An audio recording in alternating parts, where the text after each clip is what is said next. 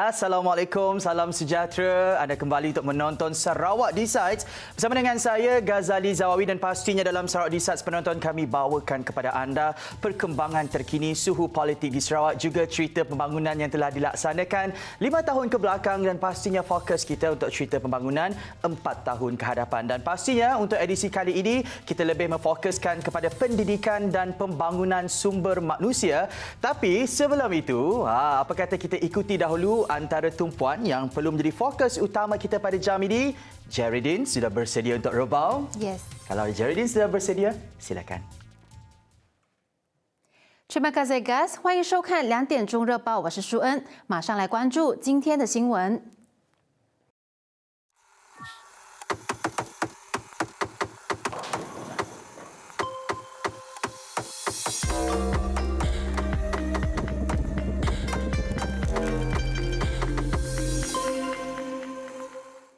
古晋南市市长拿督黄宏胜表示，南市祖屋，也就是我们俗称的7层楼旁边的空置建筑物，将会改造成古晋南市祖屋社区联络中心，为社区老人和学生等提供休闲、阅报、寻找资料以及学习的空间。古晋南市市长拿督黄宏胜在个人社交媒体上表示，该建筑物原本为古晋新闻从业员协会的会所，但空置许久，因此他向沙地方政府及房屋部长拿督司理沈桂贤争取拨款，以改善建筑物内的基本设施，从而充作社区联络中心。社区的这个联络中心，它也是一个资料的那个，所以呢，就是说一个地方让那边的市民们就是说这个古晋租屋的市民们能够利用这个地方然后让小孩子去那边像一个 library， 也可以找一些资料，也可以在那边温习他们的功课。那老人家有一个空闲的地方，可以去那边看看报纸然后在那边闲聊等等。所以呢，虽然不是很大，但是我觉得这个就从这里开始。黄宏胜表示，这项工程已经进行，为需要3个月，届时也会提供最重要的无线网络，这也将方便需要网络的学生们。此外，黄宏胜也提醒祖屋民众，若需要，应该积极申请沙政府通过沙地方发展机构所提供的租金援助。成功申请者将可获得每月200令吉，最长可达36个月。那我觉得他申请的标准就是你需要是马来西亚公民，就是沙捞越永久居民，只要有个 K， 然后年龄在21岁以上，那收入不会超过2130亿。OK， 这是1个月的收入不会超过2130亿。那当然，已婚人士、单亲父亲、母亲或至少有一个孩子呢同住在一起。OK， 当然他们也会优先考虑 OKU。OK， 那租房租的话呢，如果是你是 sub tenant 的话，那当然不属于就是不属于这个自界的亲属，你们是可以申请的标准。那他们申请呢，就是每1个月就是200块长达3年，就是36个月。但是呢，这些是的租金补助是给所有居住在沙捞越古晋狮屋明都鲁梅里的居民。黄宏胜表示，南市局已经派发500份申请表格，但目前只有收到10%已经呈回的填妥表格。同时，他指出，祖屋的电梯维修工作已经进行中，预料将会在1至2个星期内完成，也希望住户们维护电梯。卫生部副部长拿督诺阿兹米表示，政府不会强制人们施打加强针，已经完成2剂疫苗接种者的电子证书也不会因此受到影响。卫生部副部长拿督诺阿兹米表示，由于多数成年人已经完成2剂疫苗接种，因此政府不会强制施打辉瑞加强剂。他指出，由于出现更危险的Delta变种病毒，因此还是鼓励人民自愿施打加强剂。这不是强制的，是完全免费，而且是属于自愿性。诺阿兹米表示，加强剂能加强身体免疫力，而研究也显示，免疫力将随着时间慢慢减少。无论如何，民众如果担心施打加强针有严重的副作用，古晋南市市议员许德婉建议，民众可以通过政府诊所预约，以进行过敏评估测试。如果是你是第一针或者第二针你打的时候你有 allergy， 或者是你就是说你第一针打了有 allergy， 第二针你很怕嘛，或者你真的是怕说你对于Pfizer 有 allergy， 其实 Sarawak General Hospital 它是有一个就是 vaccine assessment， 那你可以去 make appointment， 就是从这个 clinic 那边他会帮你写一封信，你可以去做这个 allergy assessment。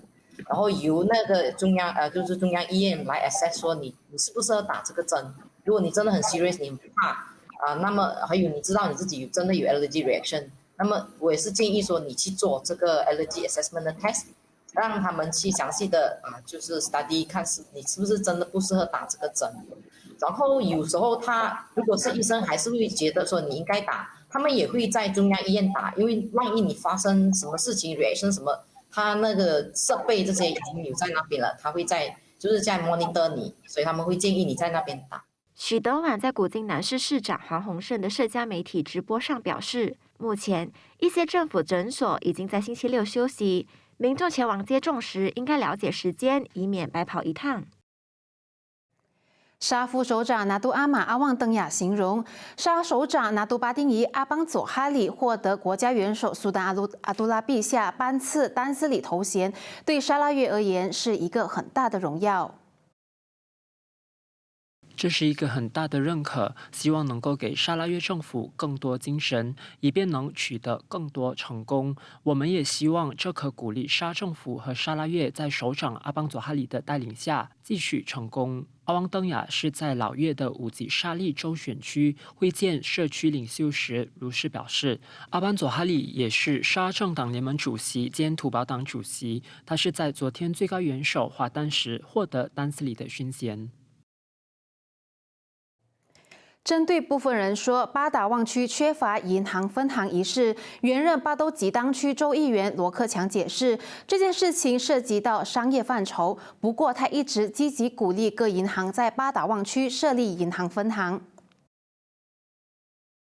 I have been trying to encourage some of the banks to be there, and Bank Rakyat has now set up a branch at this Sentosa Parade.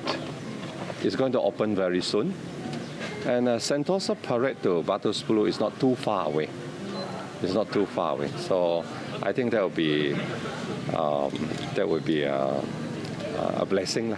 罗克强有信心，当十里和这些地区发展后，并拥有可观的经济影响时，许多银行会去开设分行。他是在今日出席第5届“一带一路”国际科技竞赛受访时如是表示 ：“It's a supply and demand kind of thing. Yeah, when there is a demand, when the volume of money is there, banks will go there. We don't have to back them. They will also want to be there. You know, this is a commercial thing, yeah.” 无论如何，他将继续鼓励银行到巴达旺区开设分行。另一方面，他在今日于古晋河滨公园所举办的第5届“一带一路”国际科技竞赛致辞时表示，这项比赛获得来自古晋的 Starport Enrichment Center 和明都鲁 Starhub Academy 的8名8岁至18岁学生参与，建造太空制造品无线电探空仪。当中有3名参赛者有不同学习障碍，即阿斯伯格阅读障碍和创伤后应激障碍。And should these students win the competition this morning, they will be eligible to attend a student exchange program that will enable them to study space-related sciences with scientists in China. 根据了解，无线电探空仪到达20公里以上时，气球将在空中爆炸，并将带有摄像机和 GPS 的太空舱使用降落伞掉落地面。参与者将通过 GPS 系统进行探索，并把视频发送到中国。此比赛是由中华人民共和国教育科学技术部、中国科协、重庆市人民政府、广西壮族自治区人民政府主办。每个族长和社区领袖应该积极扮演政府和人民之间的沟通桥梁。沙副首长拿督阿玛阿旺登雅强调，这是确保沙拉越政府所落实的发展议程和援助都能够传达给基层人民。对此，阿旺登雅强调，族长和社区领袖的责任就是确保沙拉越政府的所有发展政策和援助都能够传递给人民，并让他们受惠。政府不希望看到人民继续受苦。他也提醒，社区领袖应该对人民的问题和需求保持敏感的态度，之后再通过政府的相关部门进行汇报，以寻求进一步的帮助。此外，族长和社区领袖也应该承担人民所赋予的责任和信任，协助沙拉越政府传达正确的信息，让人们知道政府的惠民政策。一些重点发展机构，比如拉让江上游发展局、高原发展局以及北区发展局的建设，已经改变，也正在不断的改变乡区发展格局。原任德朗乌山区州议员丹尼斯奥表示，自从高原发展局成立以来，沙拉越政府拨出大笔拨款来发展德朗乌山州选区。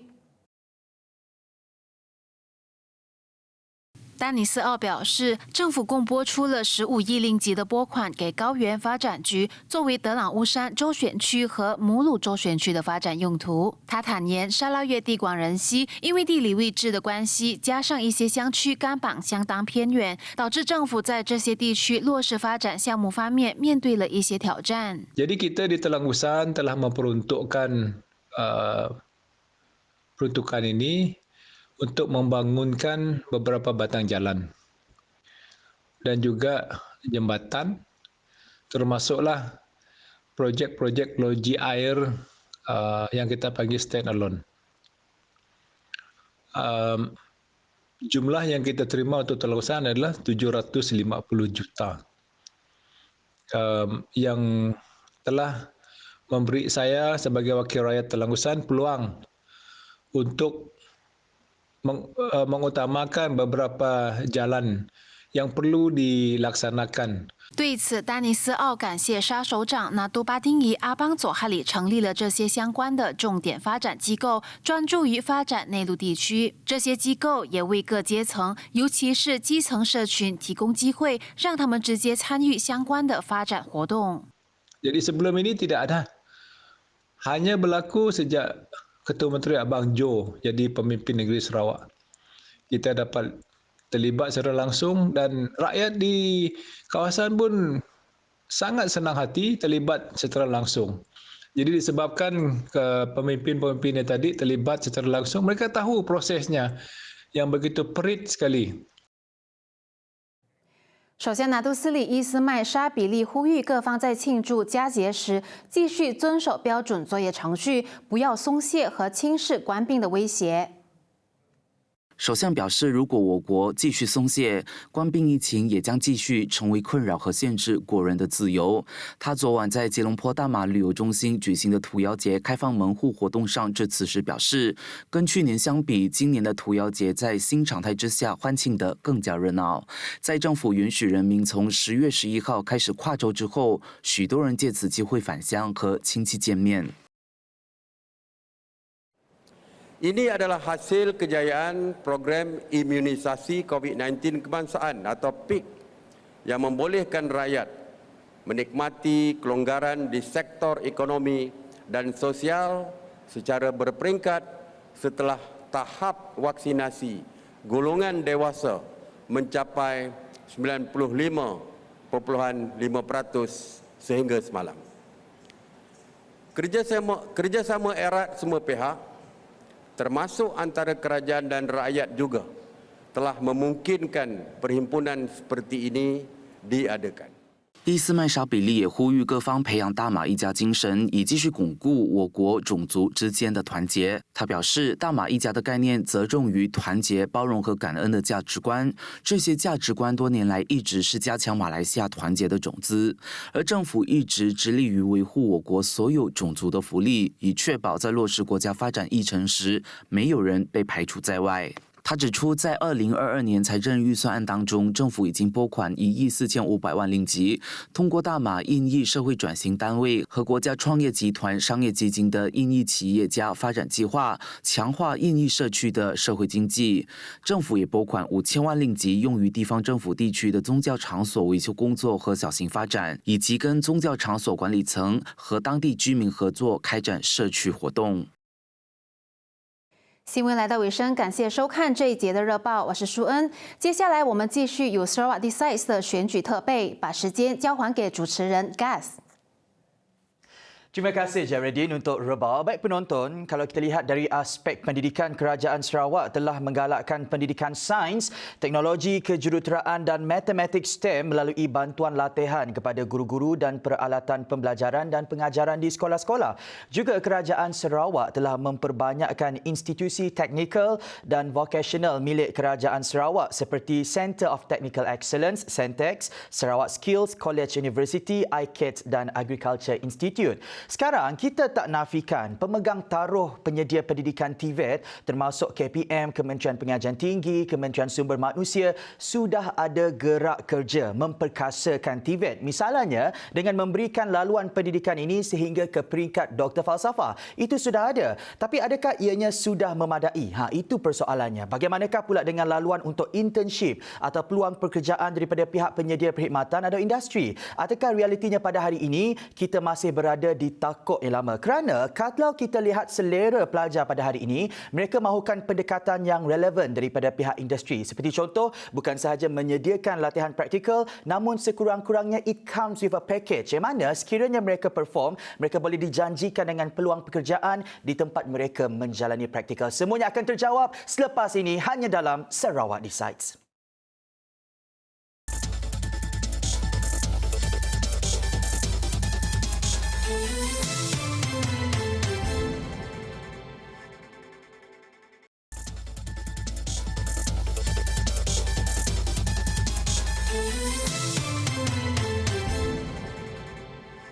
Kembali lagi dalam Sarawak Decides. Sistem pendidikan pada hari ini penonton tak seperti 20 tahun yang lalu yang hanya mengharapkan kecemerlangan akademik semata-mata, tetapi juga pada hari ini keperluan untuk menguasai bidang kemahiran teknikal dan vocational sebelum mereka memasuki pasaran pekerjaan. Dan antara persoalan yang perlu kita jawab pada edisi Sarawak Decides kali ini juga adalah bagaimana sebuah kerajaan yang stabil boleh membawa kepada sistem pendidikan yang baik dan pembangunan modal insan. Sebelum itu, kita saksikan temu bual rakan setugas Kuan bersama dengan Timbalan Presiden Partnership and Employment Development Eradan Group. Jom kita saksikan.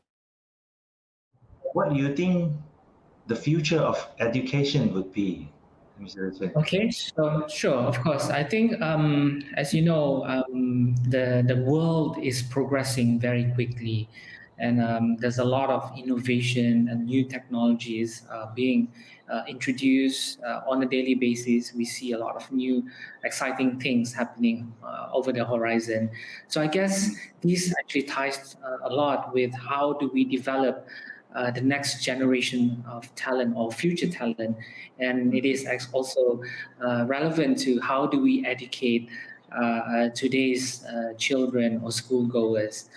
Because I foresee we need to be focusing more on the STEM education or STEAM, science, technology,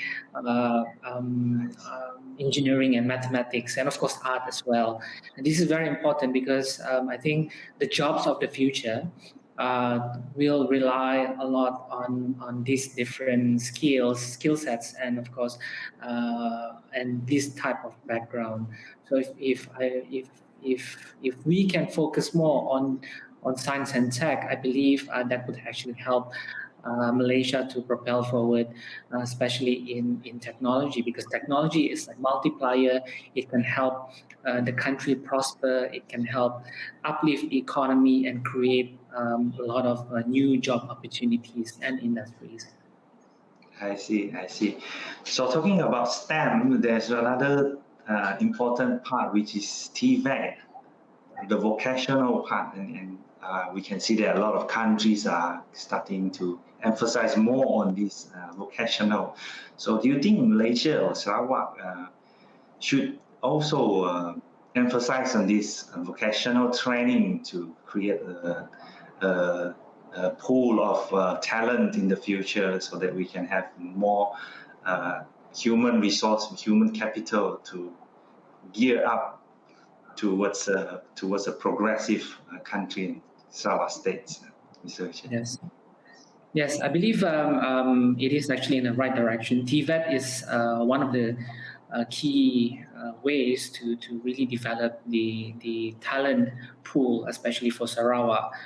Because as I mentioned before, TVET plays a lot of role in developing the skills, some of the very specific skills, especially in tech and innovation, to drive the talent to be developing.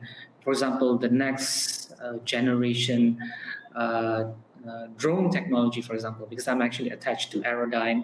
So we are actually the world's #1 drone-based solutions provider.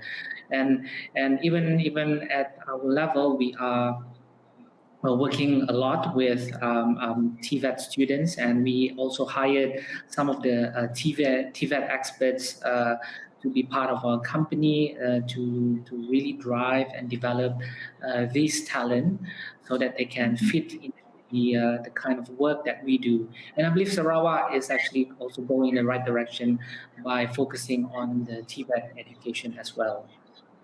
All right. So thank you very much, Mr. Richard, for touching on such a very important and interesting topic, interesting point. So thank you very much, Mr. Richard. Thank you, Mr. Kwan. It's a pleasure. Kalau dahulu kecemerlangan akademik semata-mata, namun sekarang ini penekanan perlu diberikan kepada TVET dan sebenarnya kita boleh mencontohi negara seperti Australia, Jerman dan Korea yang menghargai TVET dan menyediakan peluang pekerjaan dengan gaji yang lumayan untuk bidang ini.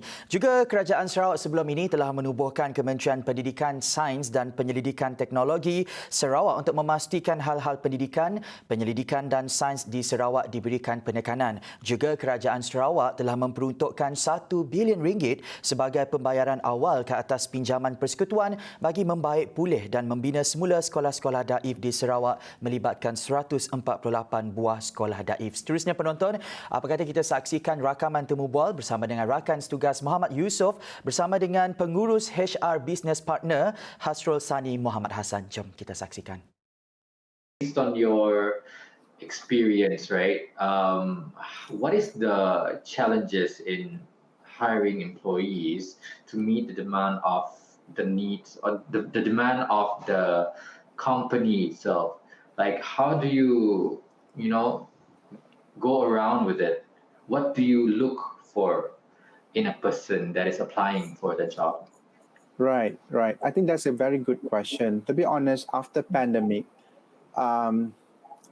the situation of hiring people is not the same again. Meaning there is a very specific criteria for selection process. People are now looking for a multi-skills employee, regardless you are a fresh graduate, you are experienced employee, but we're trying to find something unique from that particular candidates.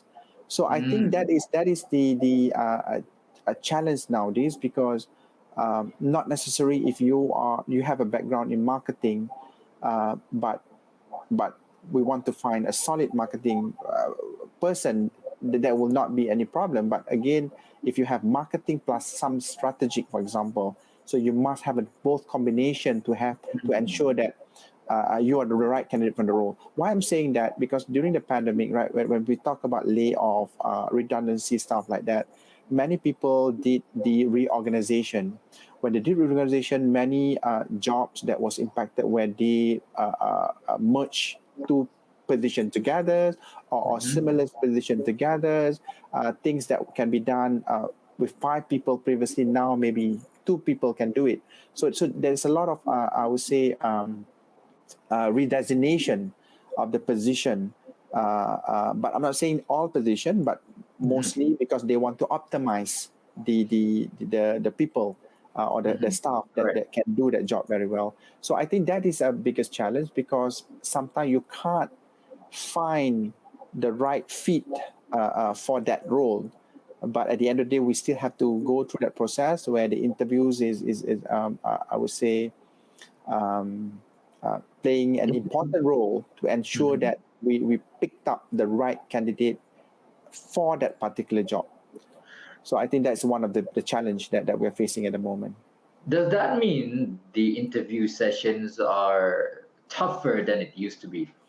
Yes, I would say so. I would say there's a lot of drill during that session to ensure that we find the right candidate. But again, again, for example, if I picked up one marketing role, doesn't mean that I limit my interviewees from the marketing department.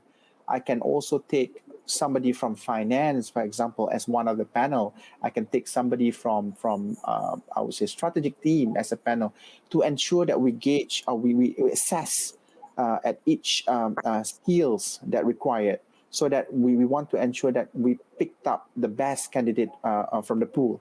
So I would say yes. If to answer to your question, I think that would be tougher than before. Yes.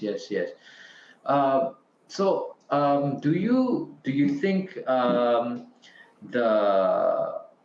do you kind of look for someone who is more outspoken, or do you not mind people who are, because these days ideas, they need to be presented without a candidate being withdrawn to themselves. So do you think candidates need, one of the main criteria that you look for is somebody to be more outspoken in terms of their ideas and what they can bring for the company?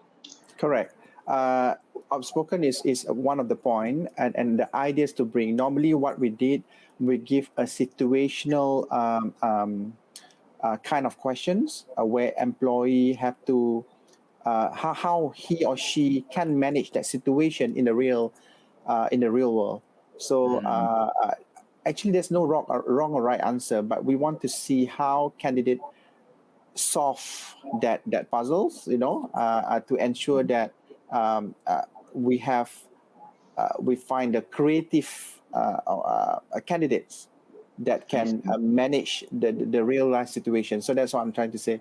So I think outspoken is a must, because nowadays you deal a lot with people. Even though we talk about now working from home, stuff like that, but yes, you have to do a lot of communication, a lot of negotiation, a lot of alignment to ensure that your day-to-day tasks or business is not interrupted. I see. Okay, now in the future, right? Do you think the percentage of local university graduates will increase to fulfill the requirements of the companies in Malaysia? The percentage definitely will increase. As what I'm saying, that even if you see the current people who were jobless due to the recent pandemics, right,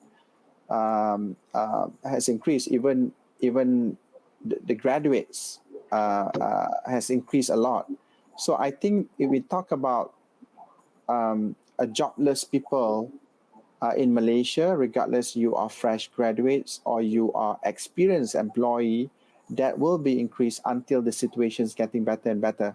So to answer to your question, I think there will be an increase still until now people talk about vaccination, stuff like that, right? People starting to get to work, and then the business is like picking up a little bit. But I think for this year, I will still see that the percentage still increase, but hopefully next year onwards, it will be decreasing. What is the goal in education that you believe is required to fulfill the demand of employment, especially in our country? I think that's a very good question.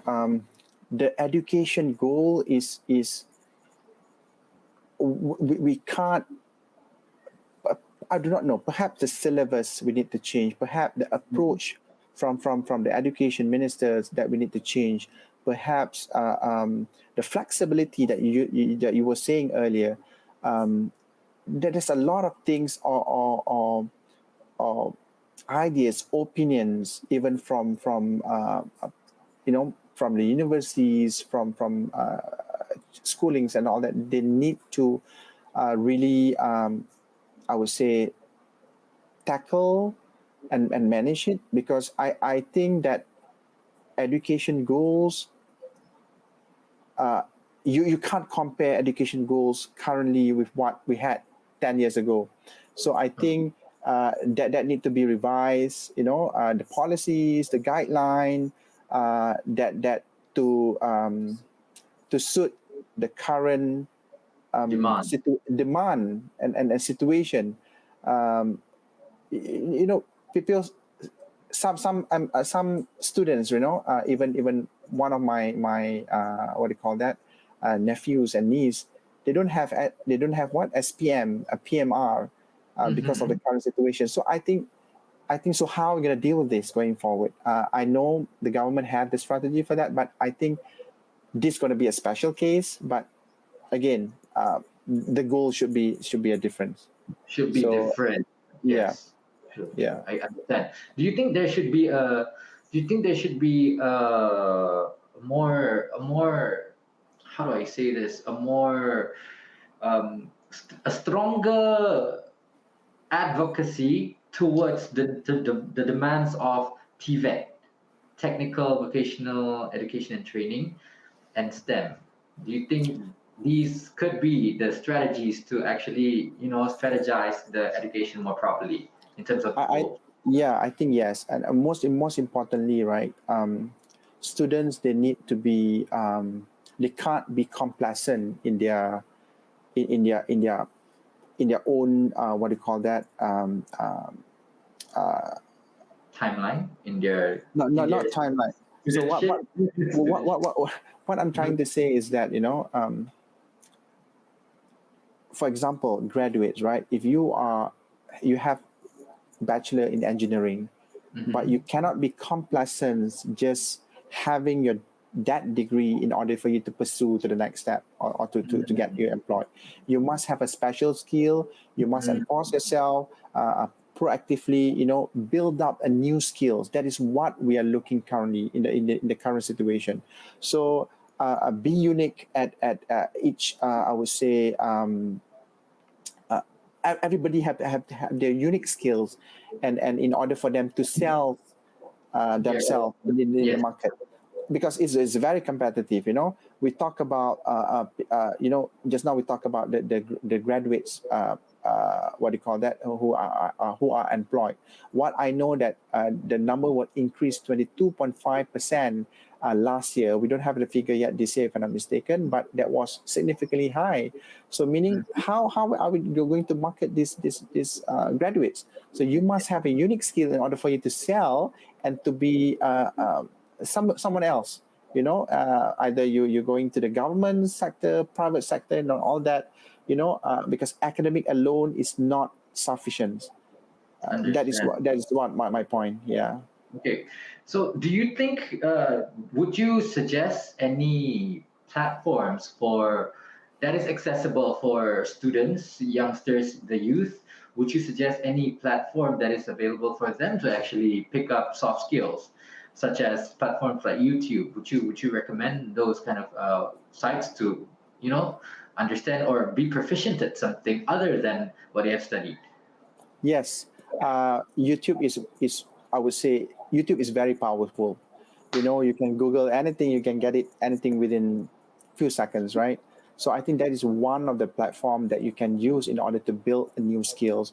Other than that, because I'm a big fan of LinkedIn. LinkedIn is a very professional networking. Over there's a lot of people posting, a lot of news, skills, votes, anything you can find in LinkedIn. There's a lot of good article as well in order for you to read and to blend yourself in the current new norm. So I think there's a lot of resources that we can really explore in order for us to to be a better person. I would say that. Better person. Yeah. More equipped to be on the field. Yes. Correct. Yeah. Right. Thank you so much for your time, Mr. Hasrul. It was very insightful. No problem. Thank you so much for giving us this knowledge to myself personally and also to our audience. I hope to meet you again one day and we'll have some similar conversations in the future. Thank you so much. Terima kasih rakan setugas Yusof. Baik penonton, IPT sekarang ini bukan hanya perlu fokus untuk mempersiapkan para pelajar memenuhi demand pekerjaan, tapi juga perlu persiapkan mereka untuk cipta pekerjaan itu sendiri untuk dipenuhi pula oleh orang-orang lain. Dan selain daripada itu, juga kalau bolehlah seperti contoh pada tahun ketiga dan sebagainya, mereka juga diterapkan dengan ilmu keusahawanan untuk bergerak ke arah ini. Selepas ini, apa kata kita saksikan ini yang mana ada satu pengurusan kepada sebuah perniagaan ini yang menyambut baik dalam memberi peluang pekerjaan kepada pelajar TVET. Kita akan bersama dengan pastinya Puan Malinda Maulana, pengurus pemasaran Aero Dyson yang Berhad. Jom kita saksikan. Keperluan untuk melahirkan tenaga kerja mahir seharusnya tidak wajar diabaikan, dan kita tahu sebagai knowledge transfer ni bagi meningkatkan lagi skill ataupun knowledge bekerja staff di bawah syarikat dalam industri otomotif ini. Jadi saya tahu, adakah pihak Puan Malinda juga menyediakan latihan industri? Ya, ada. Untuk pengetahuan pihak semua, grup kami telah pun bekerjasama dengan IPTS dan IPTA menyediakan latihan industri sejak tahun 2008 lagi. So bermula daripada 3 trainee untuk bahagian otomotif.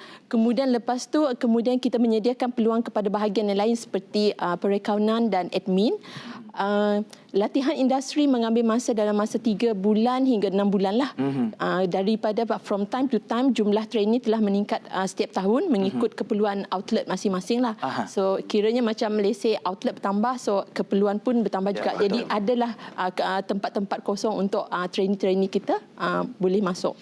Okey. Kemudian lepas tu tahun ini adalah tahun yang paling ramai kita ambil seramai 22 orang. And then untuk pengetahuan Gas dengan John, dianggarkan dalam 30 to 40% daripada sepanjang tahun 2008 hingga sekarang kita dah ambil mereka sebagai pekerja tetap. Baik, itu semangat yang saya kira perlu ada dalam kalangan usahawan kita pada hari ini dalam menyokong usaha pihak kerajaan memberi penekanan terhadap pendidikan TVET supaya ianya tidak sekadar laluan diberikan sampai ke peringkat doktor falsafah dan sebagainya. Kesaling hubungan kepada pihak industri juga perlu dilihat penting. Seterusnya, apa kata kita saksikan program Kenali Dun Sarawak untuk Dun Bukit Goram? Jom kita saksikan.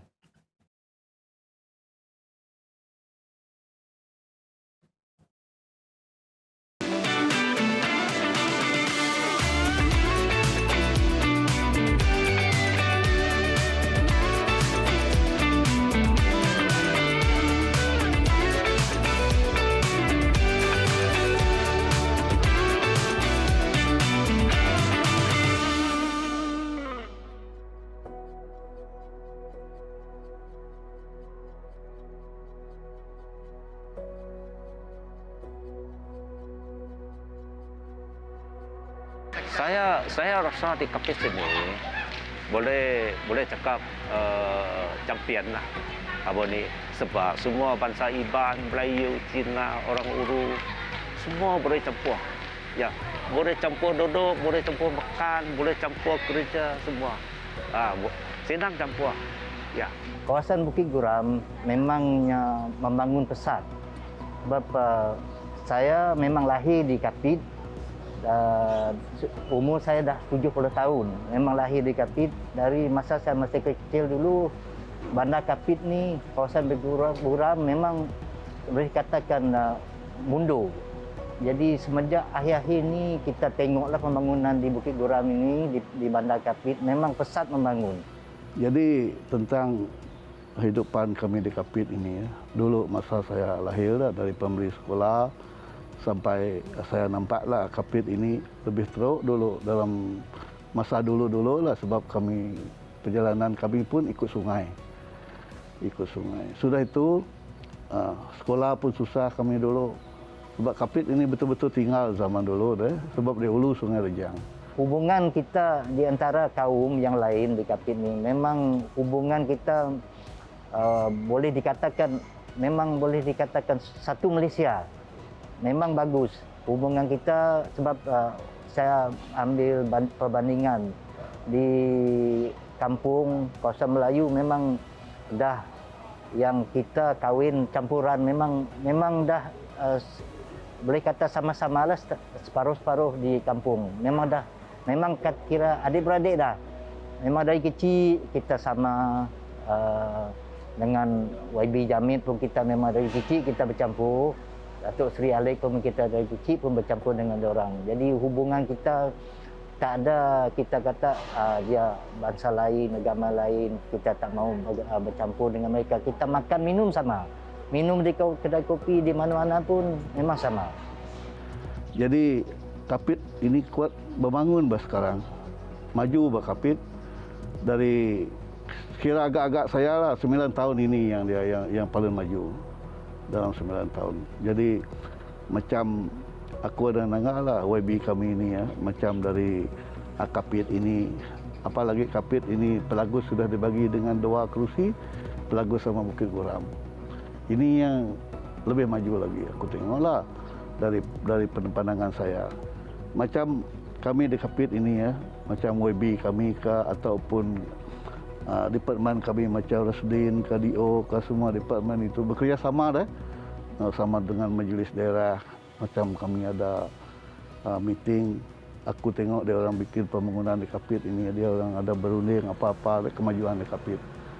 Jadi lebih baik lagi macam pemimpin kami, macam Katibas, Datuk Ambrus Bikau, jadi Guram ini, YB Jason Jamid, lagi pun Wasan Nyambung di Pelagus, apalagi Tan Sri James di Bali, Lewan Lagang di Belaga, Nacok Pai di Murum. Ini 6 pemimpin ini yang bekerja sama rapat. Jadi yang pembangunan di Kapit ini bertambah bagus, bertambah maju. Dalam 10 tahun yang lalu, Kapit ini popular dengan balak. WTK sama dengan Remunan Hijau, dia popular dengan balak. Air Sungai Rejang ini penuh dengan balak turun. Tapi sekarang tidak. Yang muda ini memang tungkang bawa batu, bawa pasir, bawa semen, bawa besi lah, bikin pembangunan jalan raya. Macam di Bandar Kapit ini, kita tengok berapa projek yang besar-besar. Macam Lilipon ini lebih 10 juta, itu Town Square pun lebih 10 juta, itu Waterfront itu dekat Port Selebia pun macam itu, Night Street Kapit. Saya tengok Kapit lebih maju. Aku tengok macam YB kami di sini ataupun Rasdin, Ketuan dia, semua pegawai departemen, aku tengok dia orang semua bekerja sama. Jadi ini yang Kapit lebih maju. Tidak macam macam itu berpuluh-puluh tahun yang lalu lah, sebab orang dulu lain, sekarang lain. Tengok macam MRP kami ataupun projek-projek lain, di rumah-rumah panjang semua sudah siap. Bukan siap 100%, tapi sudah ada bahagilah. Macam rumah panjang Iban dia orang ada bikin musik, ada bikin siling, ada juga bikin GT pergi sungai, semua itu beratus ribu. Tapi saya tengok dari Sungai Beguang sampai Kapit sini, semua tidak ada GT besi, semua sudah ada. Apalagi itu punuk-punuk jalan pergi sungai itu, sungai dia orang peladang itu pun semua sudah disemin.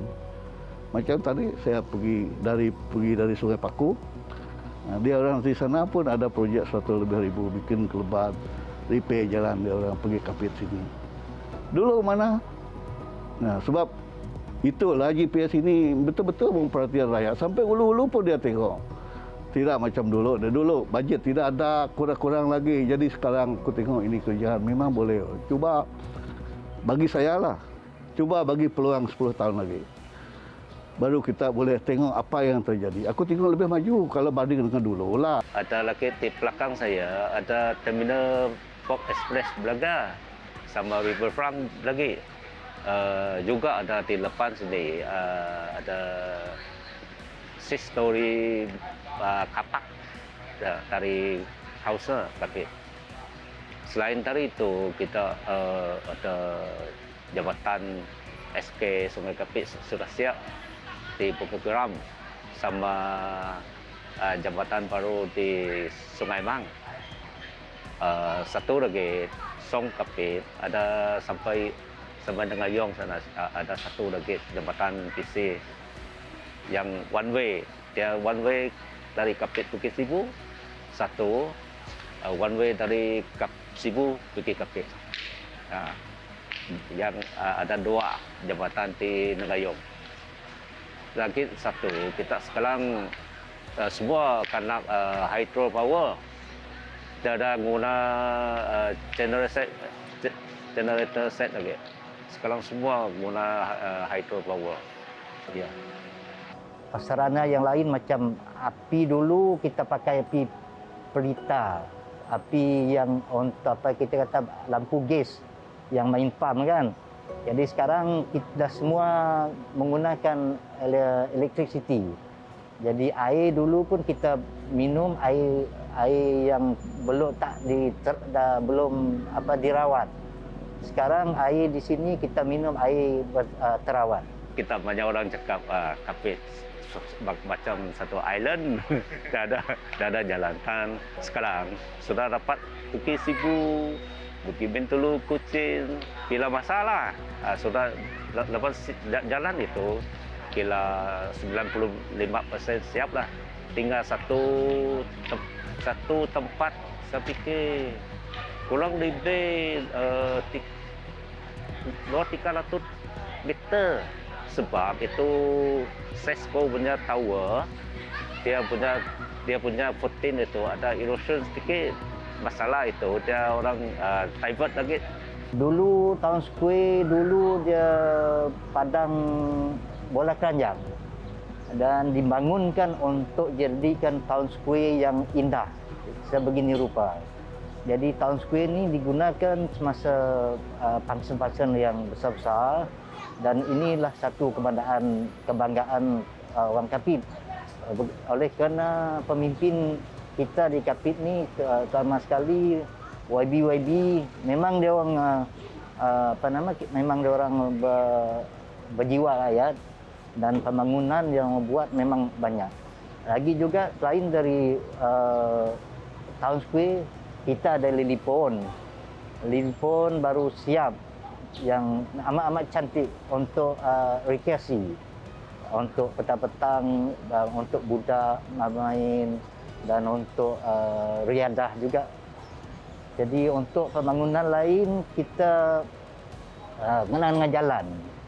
Jadi dulu Kapit dianggap pulau. Sekarang Kapit dah ada penghubungan jalan dari Sibu ke Kapit. Jadi kita tengok sekarang kenderaan memang berduyun datang ke Kapit. Kita tengok pagi-pagi tempat parking pun susah kita nak cari. Jadi itulah kita tengok berapa pesatnya kawasan Bukit Geram ni membangun. Jadi kita terima kasihlah dengan semua YB yang amat-amat bekerja keras untuk membangunkan Bukit Geram dan juga kawasan Kapit. Bagi saya, kita orang Melayu di Kapit ni memang YB kita, YB ahli parlimen kita Datuk Seri Datuk Alek, YB Datuk Alek dan YB Tuan Jefferson Jamil, memang hubungannya dengan kita orang Melayu, masyarakat Islam memang baik. Dia selalu membantu kita dari segi dana, sumbangan kepada masjid dan untuk perayaan-perayaan yang untuk Islam lah, memang dia ada bagi dana untuk kita. Memang boleh dikatakan dia memang bagus, memang baik.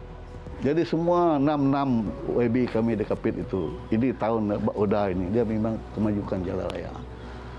Sudah jalan itu dapat tembus, kami pun pertanian pun senang, sekolah pun senang, semua senang. Kalau ada jalan memang senang. Macam kita tanam pertanian, tanam buah. Biji dia sama bibit dia senang kita bawa. 1-2 batang sudah tanam. Kalau dia sudah jadi buah, berapa ribu biji buah itu mana kita dapat bawa kalau tidak ada jalan. Kalau ada jalan senang, kereta kita dapat sampai. Itu baru dia dapat jadi duit.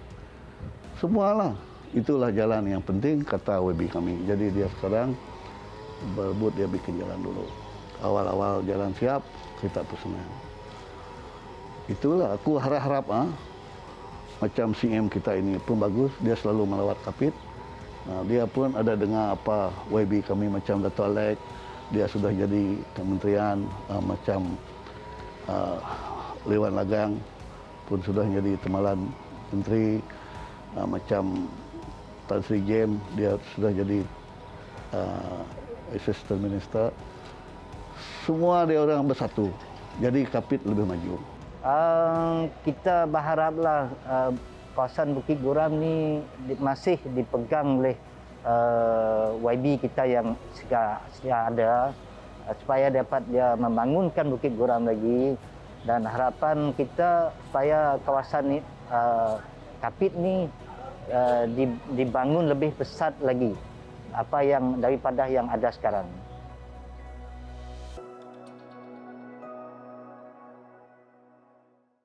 Itulah cerita di Dun Bukit Goram yang mana kata salah satu seorang penduduk di sana sebentar tadi, dengan adanya jalan baharu yang menghubungkan ke Sibu, dari Kapit ke Sibu, pastinya merancakkan lagi aktiviti ekonomi mereka di Kapit dan secara spesifiknya di Dun Bukit Goram ini. Dan apa yang pasti, kita tahu Kapit sangat terkenal dengan keindahan alam semula jadi, eko pelancongan dan sebagainya, dan saya harapkan agar lebih banyak lagi pembangunan yang boleh dilakukan di sana. Baik, berbalik kepada topik kita dalam Sarawak Decides pada kali ini adalah untuk pembangunan modal insan dan pendidikan di Sarawak. Pastinya kalau boleh saya kongsikan kepada anda, Kerajaan Sarawak telah memperuntukkan sebanyak RM59 juta bagi melaksanakan pembekalan elektrik dan air bersih ke sekolah-sekolah luar bandar melibatkan 172 buah sekolah, iaitu 131 untuk projek elektrik dan 41 lagi adalah untuk projek bekalan air bersih. Yang mana kalau kita bercerita mengenai pendidikan, ini adalah akar dan faktor kepada segalanya.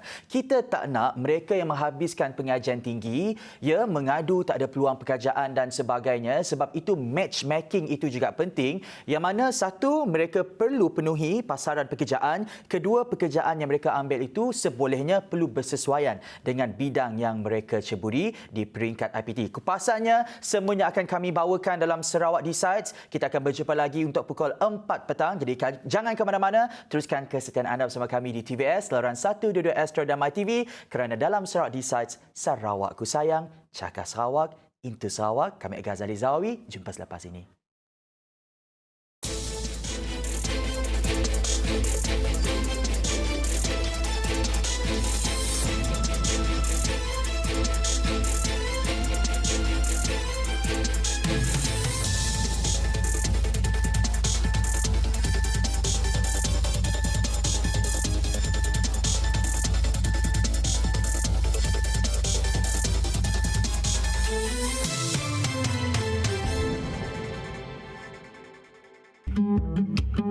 Ayuh keluarga Malaysia, kita bulatkan tekad dan bersatu hati untuk terus memelihara serta mempertahankan kedaulatan negara. Sebagai keluarga Malaysia yang besar, kita harus bertoleransi dalam semua perkara, hormat menghormati serta mengekalkan perpaduan rakyat yang berbilang kaum, agama dan bangsa, serta integrasi nasional silang budaya adalah tunjang kekuatan kita sebagai sebuah negara bangsa yang berjaya. Umpama selembar benang dikait, ditenun dan dijalin, akhirnya menjadi kain yang sempurna indah.